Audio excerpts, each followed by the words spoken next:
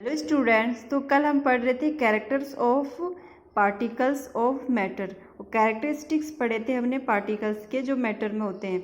तो आज हम पढ़ेंगे particles of matter are continuously moving. जो मैटर्स के पार्टिकल्स होते हैं वो क्या करते रहते हैं, कंटिन्यूसली मूव करते रहते हैं। उसके कुछ एक्टिविटी बताएंगे और उनके कंक्लूजन निकालेंगे। Particles of matter are continuously moving, that is why they possess some kinetic energy. जो मैटर्स के पार्टिकल्स होते हैं वो लगातार गति करते रहते हैं। क्यों करते हैं? क्योंकि उनमें क्या पाई जाती है, काइनेटिक एनर्जी पाई जाती है, जिसको हम हिंदी में बोलते हैं गतिज ऊर्जा।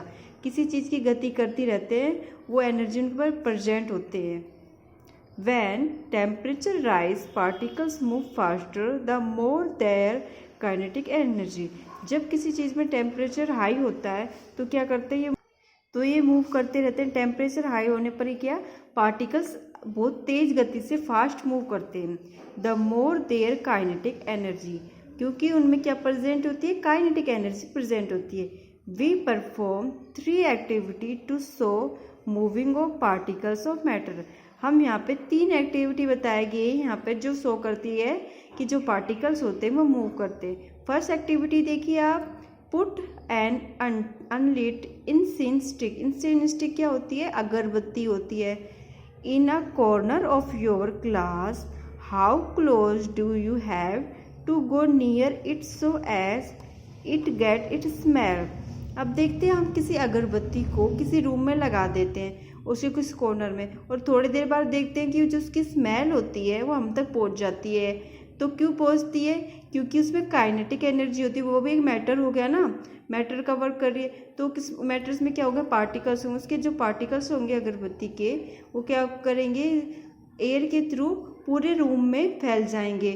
और वो कौन सी प्रोसेस कर रहे हैं, वो कौन सी प्रोसेस कर रहे हैं, काइनेटिक एनर्जी के थ्रू कंटिन्यूसली मूव कर रहे हैं पार्टिकल्स उस किसके, इंसेंस स्टिक के। Now light the incense stick, what happen, do you get the smell sitting at the distance. कि हम देखते हैं कि हम जब थोड़ी दूरी पर भी बैठते हैं तो उसकी स्मेल आने लगती है पूरे रूम में। अब देखिए इसका ऑब्जर्वेशन क्या रिकॉर्ड किया। Observation, when the incense stick, अगरबत्ती बोलते हैं जिसको, is unlit, then to smell it you will have to go very close to the stick, but when the incense stick is lightened, then you will get the smell while sitting at a distance from a stick। तो इसमें कह रहे हैं जब जो incense stick अगरबत्ती होती है वह जब अनलिट किसको बोलते हैं, अंधेरे में मान लो धुंधली रहती है, धुंधला कर देती है, तो उसके कारण क्या होगा, बहुत ज़्यादा स्मेल आएगी रूम में। और उसके बाद थोड़े थोड़े देर बाद क्या, जो लाइटर हो जाएगी वो क्या, उसकी स्मेल दो रूम में, एक किसी रूम में जैसे अगरबत्ती लगाते हैं तो उसमें लगातार रहेगी कई देर तक। फिर थोड़ी देर बाद वो गायब हो जाएगी। क्यों गायब हो जाएगी? क्योंकि जो उसके पार्टिकल्स होते हैं किसके, मैटर्स के, वो मूव करते रहते हैं। तो वो कहीं चले जाएंगे मूव कर करके, तो उस रूम से चले जाएंगे। तो अब हम कई बार ऐसे करते हैं, रूम में अगरबत्ती लगाते हैं तो उसको खिड़कियां खोल देते हैं। क्यों? क्योंकि जिससे उनके जो धुआं होता है वो बाहर चले जाए। वो धुआं के रूप में क्या होते हैं, मैटर्स होते हैं पार्टिकल्स के, वो क्या हम क्या करवा रहे हैं, उनको काइनेटिक एनर्जी के थ्रू बाहर भेज रहे हैं।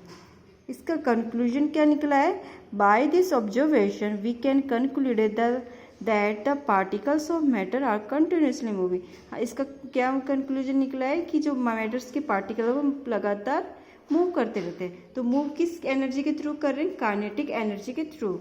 नेक्स्ट देखिए, एक एक्टिविटी और दे रखी है आपके यहाँ पे, take 2 glasses beakers filled with water. यहाँ पे 2 ग्लास लेने को बोल रहे हैं, उनको किससे भरने को बोल रहे हैं, वाटर से, पानी से। Put a drop of blue और red ink slowly and carefully. तो उसने क्या बताया कि अब एक नीली रंग की स्याही या लाल रंग की स्याही लिए, उनको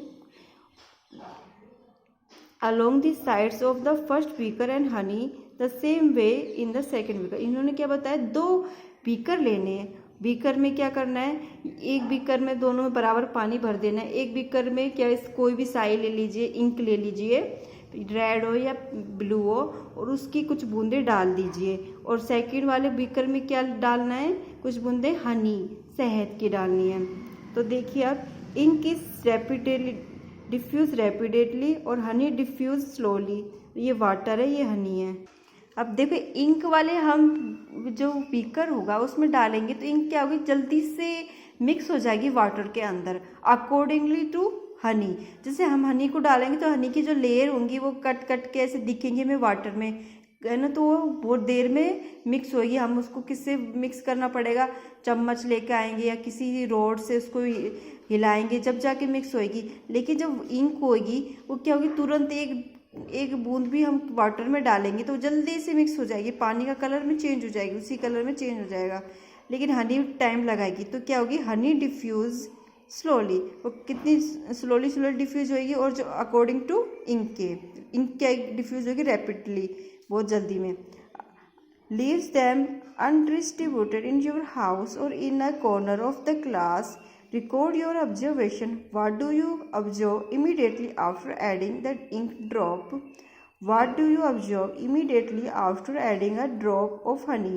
How many hours or day does it take for the color of ink is separate evenly throughout the water? तो इसमें बताया गया कि आप इसको एक्सपेरिमेंट को घर में या क्लास में कर सकते हो। किसी पानी में इंक डालिए और दूसरे में हनी डालिए, उनको देखिए कि वो कितनी देर में सेपरेट होंगे, उसमें मिक्स होंगे, ऑब्जर्व कर ली जाएगी वाटर के थ्रू। तो हम देखने को मिलेगा जो इंक होगी फास्ट रैपिडली डिफ्यूज होएगी वाटर के अंदर, और हनी होगा वो डिफ्यूज कैसे होगा, स्लोली डिफ्यूज होएगा। तो इसका ऑब्जर्वेशन क्या हुआ और का कंक्लूजन क्या हुआ उसके बारे में आगे देखेंगे। Observation, the ink drop moves downward and its particles separate in the water। देखो इंक की ड्रॉप जब हम डालेंगे पानी के अंदर तो डाउनवर्ड नीचे की तरफ गति करेंगे इंक की बूंदे। जो इंक की पार्टिकल्स होंगे वो क्या है, वाटर में किसके थ्रू, काइनेटिक एनर्जी के थ्रू अंदर की तरफ वो करेंगे, मूव करेंगे। तो डाउनवर्ड क्या बोलते हैं, नीचे की तरफ जाएंगे, और तो इसलिए वो क्या होंगे, जल्दी से डिफ्यूज हो जाएंगे वाटर के अंदर। The mixing of ink in water take about 2 and 3 minute. और जो कितने टाइम में मिक्स हो जाएगी ये वाटर में, 2 से 3 मिनट के अंदर। While the honey drop sticks to the wall of the beakers and move very slowly. जो किसके अकॉर्डिंग, जबकि जो हनी होगी, हनी की ड्रॉप होगी वो stick to the wall of the beaker, जो किसकी वाल में, मतलब कि जो बीकर की नीचे की परत पे जम जाएगी और मूव करेगी, बिल्कुल धीरे मूव करेगी। The mixing of honey in water take about an hour. जो हनी होगा, जो शहद होगा, पानी मिक्स होने में कितना समय लेगा, 1 घंटा लेगा। और जो इंक ले रही थी वो कितना टाइम ले रही थी, 2 से 3 मिनट। और ये सारी प्रोसेस जो मूव कर रहे हैं वो किसके थ्रू हो रही है, काइनेटिक एनर्जी के थ्रू। और ये पार्टिकल्स होते मैटर वो क्या करते रहते, कंटिन्यूसली मूव करते रहते।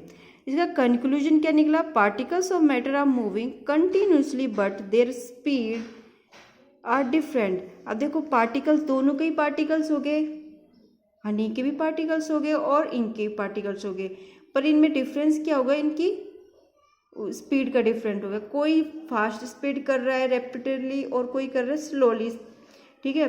तो स्पीड में क्या हो गया, अंतर नहीं होगा। ये हमारा कंक्लूजन निकला। और क्या निकला, the force of attraction between the particles of ink is week.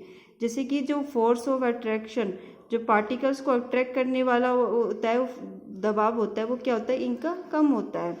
So it moves rapidly in water, तो इसलिए वो जल्दी से ही पानी में घुल जाती है। While the force of attraction between the particles of honey is strong. और इसके अलावा जबकि जो हनी का वो फोर्स ऑफ अट्रैक्शन होता है उनके बीच, जो पार्टिकल्स के बीच, वो कितना ज़्यादा होता है, और जिसके कारण वो डिस्ट्रीब्यूट होती है पानी में धीरे धीरे। हैंस इसलिए we can concluded that stronger the forces of attraction lower will be the speed of particles in the activity, the speed of particles of ink is greater than the speed of particles of honey। तो इसमें conclusion निकला है, तो इसमें conclusion क्या निकला है कि जो स्पीड होती है पार्टिकल्स की इंक की, वो क्या होती है, ज़्यादा बड़ी होती है किसके अकॉर्डिंग, हनी के अकॉर्डिंग, और हनी की स्पीड क्या होती है, स्लो होती है। Example, so that particles of matter are continuously moving are as follows. मतलब इसमें बताया गया जो आगे के जो दे रखे हैं इसमें इस पार्टिकल जो कंटिन्यूसली मूविंग करते रहते हैं इसके कुछ एग्जाम्पल बताए गए हैं आपके। फर्स्ट देखो, the smell of food being cooked in the kitchens reach us even from a considerable distance. तो इसमें बताया गया जैसे हम किचन में कुछ फूड पकाते हैं तो उसकी स्मेल हमारे को तुरंत पहुंच जाती है। जैसे कि हमने सब्जियां छोक दी हैं कुछ, तो उसकी दस्तक भी हमको लगती तुरंत आ जाती है हमारे पास। तो वो क्यों आती है, क्योंकि उसके वो पार्टिकल्स होते हैं वो मूव करते रहते हैं एयर के थ्रू, तो इसके कारण वो स्मेल हमारे तक पहुंच जाती है।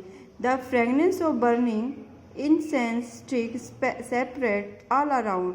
जैसे कि फ्रेगनेंस को स्मेल होती है अगरबत्ती की, वो क्या फ्रेगनेंस होती है ना उसकी खुशबू अगरबत्ती की, वो क्या होती है जल्दी से पूरे उसमें फैल जाती है रूम में। तो किसके थ्रू हो रही हो, क्योंकि उसके पार्टिकल्स क्या होते हैं कंटिन्यूसली मूविंग करते रहते हैं। The smell of perfume separate due to the diffusion of perfume vapours into air. जैसे परफ्यूम की स्मेल होती है कितनी जल्दी हमको आती है, तो क्यों आती है, उसके भी वो पार्टिकल्स क्या होते हैं मूव करते रहते हैं। As we have seen in the activity described above, that the particles of one form of matter can easily get separate into another form of matter। तो इसमें क्या बताया गया है, जो पार्टिकल्स के होते हैं, मैटर्स के जो पार्टिकल्स होते हैं वो एक फॉर्म से दूसरी फॉर्म में बदलते रहते हैं, एक स्तर से दूसरे स्तर में जाते रहते हैं। अब देखिए इसमें क्या लिख रखा है, the intermixing of the particles of two or more substance और their own is called diffusion. अब देखो मैटर होते हैं जो पार्टिकल्स के, वो एक से दूसरे पे सेपरेट होते जाएंगे, उन पे मिक्स होते जाएंगे, इंटरमिक्सिंग। अब देखिए जिसमें हम रूम में वाटर में इंक डालिए, तो इंक में अब उस वाटर में हम कुछ भी डाल देंगे, तो जैसे कि इंक के साथ हमने डाल दिया रेड इंक डाल दी, फिर उसमें ब्लू इंक डाल दी, तो उसके पार्टिकल उसमें मिक्स होते जाएंगे, तो वो एक इंटरमिक्सिंग क्या कहलाएगी, डिफ्यूजन कहलाएगी। क्या कहलाएगा, डिफ्यूजन। जैसे किसी पार्टिकल एक से दो सब्सटेंस में मिक्स होने को क्या कहलाएगा, डिफ्यूजन। इसके देखो क्या दे रखा है, diffusion in gases in very fast because the particles is gases travel with high speed, however different gases diffuse at different rate. Lighter gases diffuse faster than the heavier ones। जो गैसों का diffusion होता है बहुत तेज़ी गति से होता है, क्योंकि गैस होती हैं एयर के थ्रू जल्दी सेपरेट हो जाती हैं और वो मूव ज़्यादा तेज करती है, मतलब गति उनकी बहुत ज़्यादा होती है। जैसे कि हम फ्रेगनेंस देख लो उसकी परफ्यूम की, एक सेकंड में कहाँ पहुँच जाती है। एक रूम में हम लगाते हैं तो एक रूम में हम जैसे फ्रेगनेंस उसकी होती है एयर के थ्रू, हम जहाँ जाएंगे उसके थ्रू हमारे साथ ही वो फ्रेगनेंस जाती जाएगी, तो क्या हो रही है कितनी जल्दी सेपरेट हो रही है, अलग हो रही है ना, और मूव कर रही है फास्ट से, और वो क्या कर रही है, डिफ्यूजन हो रहा है उसका एयर के थ्रू। अब आगे देखिए, diffusion of liquid is liquid and of salt is liquid are relatively much slower.